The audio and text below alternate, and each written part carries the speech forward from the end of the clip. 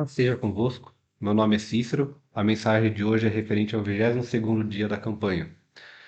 O mover inesperado das águas. João 5, 7 e 8. Disse o paralítico: Senhor, não tenho ninguém que me ajude a entrar no tanque quando a água é agitada. Então Jesus lhe disse: Levanta-te, pegue a sua maca e ande. Irmão, nessa palavra, nesse trecho, nessa passagem, nós podemos tirar algumas lições. Eu fiz algumas atuações. Aqui a primeira lição é que o escolhido. Jesus estava ali de passagem. Jesus, se você for ler a palavra completa, do 1 ao 15, está lá dizendo que Jesus estava subindo a Jerusalém para a uma festa que lá tinha. E Jesus resolveu entrar no tanque de Betesda. E ali ele era o local que tinha uma multidão de enfermos, uma multidão de cegos, mancos, coxos, e Jesus foi àquele local, dentre tantas pessoas que lá tinham, ele escolheu aquele paralítico, que ali ele sabia que estava fazia tempo. Em João 5:5 diz: Estava ali um homem que havia 38 anos, se achava enfermo. E Jesus, vendo este deitado e sabendo que nesse estado havia muito tempo, disse-lhe: Queres ficar são? Meu irmão, aqui diz que Jesus já sabia que aquele homem estava ali. Jesus sabe de todas as coisas. Deus sabe de todas as coisas. Jesus não foi lá em vão. Jesus não foi lá em vão. Deus tinha escrito aquela história para aquele homem receber a cura aquele dia. Então, meu irmão, o que eu quero dizer para vocês é que nós somos escolhidos assim como esse homem foi aquele dia. Deus está nos escolhendo para nos dar milagre, para nos curar. Esse é o primeiro ensinamento que eu consigo tirar desta passagem, que nós somos escolhidos. Não existe coincidências para Deus. Deus sempre age, Deus já escreveu nossa história, Deus sabe de tudo. Então nós somos escolhidos. A segunda lição, meus irmãos, é aonde estava agarrada a confiança daquele paralítico. No tanque, no homem, ali diz que o paralítico dependia de alguém para levá-lo àquele tanque, para colocá-lo dentro daquela água, para quando ela fosse agitada. Em pesquisas teólogas, nada se comprova que aquele tanque realmente recebia esse anjo ao qual eles diziam na passagem, que dizia que agitava aquela água. E aquele homem esperava no homem, aquele paralítico esperava no homem uma oportunidade, uma ajuda para que ele pudesse ser curado, para que ele pudesse receber a cura. Sendo que, meu irmão, nossa confiança tem que estar em Deus. Nossa confiança tem que estar em Deus, porque Ele pode todas as coisas. Só Ele pode liberar para nós a cura, só Ele pode liberar os milagres para a nossa vida. Não adianta você ficar esperando no homem, não adianta você ficar esperando que alguém faça por você. O único que vai fazer por nós, o único que vai nos abençoar é Deus. Não é um tanque, não é uma água, porque Deus é Deus em todos os lugares. Ali, meu irmão, eu vejo como se fosse uma espécie de competição. A água agitada, o primeiro que descia ali era curado, sendo que Deus não vai abençoar uns e não a outros. Todos poderemos ser abençoados, eu creio nisso. Então eu creio que aquilo ali fosse uma crença deles, uma mística, e Deus escreveu a história daquele homem e o abençoou no momento certo. Mandou Jesus passou por lá e o abençoou. Certo, irmão? Pois a segunda lição que eu tenho aqui é que nós devemos confiar em Deus, pois só Ele tudo pode.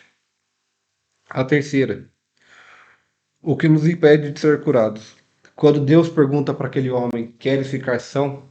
A resposta do homem podia ser muito objetiva. Podia ser sim, podia ser não. Mas o homem respondeu, Senhor, não tenho ninguém que me ajude a entrar no tanque quando a água é agitada. Não tem ninguém que me ajude a entrar no tanque com a água agitada. Mas enquanto eu vou, desce outro antes de mim. Aquele homem Aquele homem explicou a Deus, a Jesus, explicou a Jesus, que o porquê dele não conseguir ser curado.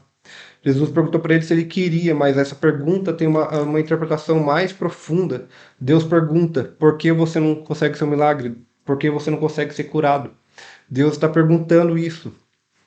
O que, que te impede de você ser abençoado? Aqui eu anotei umas coisas, uns pontos. Vícios, álcools, vícios em álcool, drogas, abalo sentimental, coração amargurado, traumas, a fé abalada. Deus pode nos libertar de tudo isso. Deus conhece o nosso coração. Se nós pedirmos a Deus para que Deus nos ajude, para que Deus nos liberte, para que Deus nos, nos abençoe a nos livrar do vício, a liberar o perdão, a superar o trauma, a nossa fé ser fortificada, creio que Deus nos ajudará. Ele é o Deus de todas as coisas. Creio eu, creio eu que nós devemos pedir a Deus, mas pedir de coração, não só da boca para fora. Pedir com vontade, pedir clamando, falando: Deus, eu quero, Deus, eu preciso, que Deus vai te ouvir. Deus sempre escuta, Deus sempre nos ouve. Deus está junto conosco o tempo inteiro, Deus já conhece o nosso coração. Só que creio eu que ele se alegra em nos abençoar. Deus, Deus nos alegra em abençoar. Creio que Ele tem um milagre para todos nós. Ele tem a cura para todos nós, para todos os nossos problemas, para todas as nossas batalhas. Ele já tem a vitória. Só que é como se fosse, ao meu ver, é como se fosse aquilo. Você quer, mas mostre o que você quer. Mostre o que você quer. Não fique parado. Eu estou pedindo. Às vezes vai demorar, às vezes pode estar demorando. Aquele homem ali esperou 38 anos. 38 anos, irmãos. Tem gente que desiste com alguns meses. Tô pedindo, não tô conseguindo. Tem gente que desiste meses, dias, anos. Mas o milagre vai chegar uma hora. Creio eu que Deus pode fazer. Das coisas dependem do tempo. Porque Deus escreveu. Escreveu no tempo certo. Se de repente eu cheguei, pedi e ganhei na hora.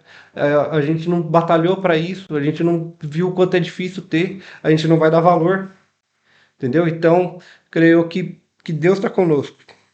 E se a gente pedir para Deus nos ajudar a libertar, a ter essa libertação espiritual, ter essa libertação de vícios, essa libertação física de desejos, eu creio que Deus vai nos libertar e vai nos abençoar. E a quarta reflexão, meu irmão, e última: a cura veio, o milagre chegou, e agora? Meu irmão, aqui eu entendo assim, porque lá no final da passagem diz: depois Jesus encontrou o homem no templo e disse-lhe: eis que já está são, não peques mais para que não te suceda alguma coisa pior. Aqui eu entendo, meu irmão, que aquele homem não nasceu paralítico, aquele homem estava daquela forma por algo que aconteceu na vida dele.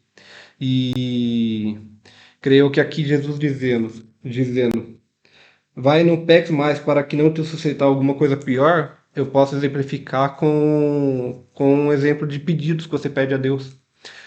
Deus, eu só tenho uma bicicleta, meu Deus. Eu quero ir trabalhar, estou cansado de pedalar, que me abençoa com uma moto. Deus, me faz um milagre, me abençoa. Deus vai lá e te dá. Depois disso, meu irmão, depois que você recebe o milagre, você vai lá e vira as costas. Você pegou e parou de ir para a igreja, você pegou e parou de agradecer a Deus pelo milagre, você parou de agradecer a Deus pela sua bênção, você vendeu sua bicicleta, aí acontece alguma coisa, meu irmão. Uma coisa, meu irmão. Você quebra sua moto, seu motor funde, para fazer o motor é 2.000, 3.000, é mais caro do que o valor que eu paguei na moto. Deus, como é que eu vou fazer agora? Como é que eu vou fazer agora? Você vai lá e vai pedir para Deus de novo, mas sua situação tá pior do que a de antes, porque nem a bicicleta mais você tem. É um exemplo base, é um exemplo só para exemplificar bem isso, mas creio que seja isso, porque da mesma maneira que Deus se alegra, creio eu que Deus se alegra quando nos libera o milagre, eu também acho que ele se entristece quando nós viramos as costas. Mas eu acredito num Deus misericordioso que, por mais que nós somos falhos com Ele, Ele nos perdoa, Ele nos abençoa, Ele sempre está conosco. E por mais que nós viremos, Ele vai nos abençoar. Só que eu acho que é um pouquinho mais difícil, que você vai ter que mostrar mais vontade. Então, meus irmãos, quando Deus te dar o milagre, quando Deus te dar a cura, não vira as costas, continue agradecendo, continue mostrando, seja exemplo, mostre para os irmãos como Deus é bom, mostre para os irmãos como é, continue na presença dele, que mais bênçãos virão. E para encerrar, creio eu que Deus pergunta para nós aqui: queres ficar são? Queres ser curado? Ele pergunta para nós: quer um milagre? Se a sua resposta for sim, então levanta-te, anda, levanta-te, pegue sua maca e ande.